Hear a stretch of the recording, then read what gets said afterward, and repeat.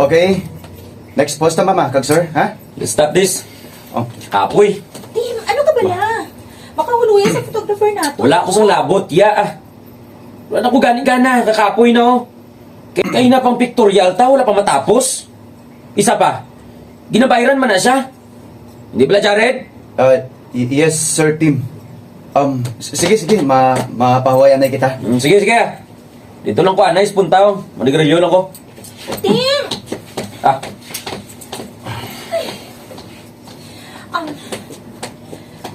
Jared, pasensya na ha.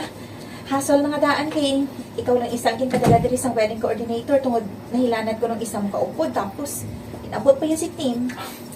Okay lang, Miss Olive, ah. Obligasyon ko man yan.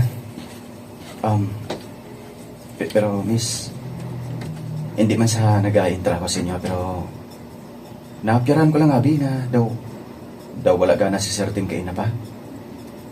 Bisan ikaw, nabatsagan ko nga daw may ilang kamo sa isa kag isa. Jared, tungod hindi ko lumiyag ang pakasal sa iya. Ano, Miss? Ginikanan kong may gusto si Nick. Childhood friend ko si Tim. Kag-close ka tamang mga parents naman. Naganobiyahanay pa lang kami. Nadakpan ko mo may babae siya.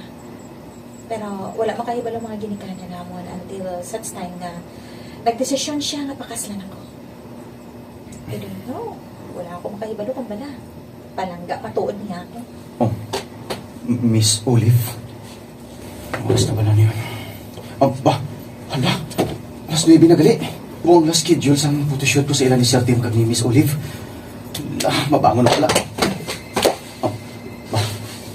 Si Miss Olive lang napanawag. Ay, for sure. Makakigini siya sa akon mo. Hello, Miss Olive. Pasensya ni Miss ha. Ma-late lang ko siguro tungod. It's okay, Jared. Cancel na photoshoot. Ha? Pero, Miss... Wala na sa kasal ng mata po. Ano, Miss? Pwede ko pala ikaw makita. Kinahanglan ko lang abay sa makaistorya subong eh. Pwede ka pala? Ha, Jared? Ha?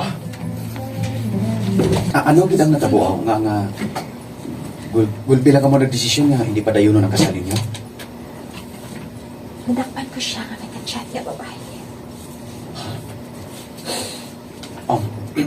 Sorry, Miss. Sorry. For the second time. Into naman niya ako gani. Ginbulagan ko siya. Papasensya ni Olive, ha? Pero hindi ko lang mag-gets eh. Ang pinsa ko kung wala ka sang luyag sa iya, pero nagkibig ka. Bisan ako hindi ko man maintindihan ang kaugalingan ko. Wala ako sa luyag kay ako sa iya. Pero ampot ko nga nagkakasakitan ako. Olive, hindi ka magsubong sila. Kung hindi mo pa siya palangga. Sila mo pa gani, 5 years na kamo, hindi pala? Hindi ko yung magpati nga sa 5 years ninyo nga pag-uganay. Wala git may na-develop sa inyo. Nasakitan ka gani subong, hindi pala? So, meaning, palangga mo pa siya kag... Olive, ginhalukan mo ako sa bibig. Balik ako nga kalimtan siya, Jared. Balik ako. Please.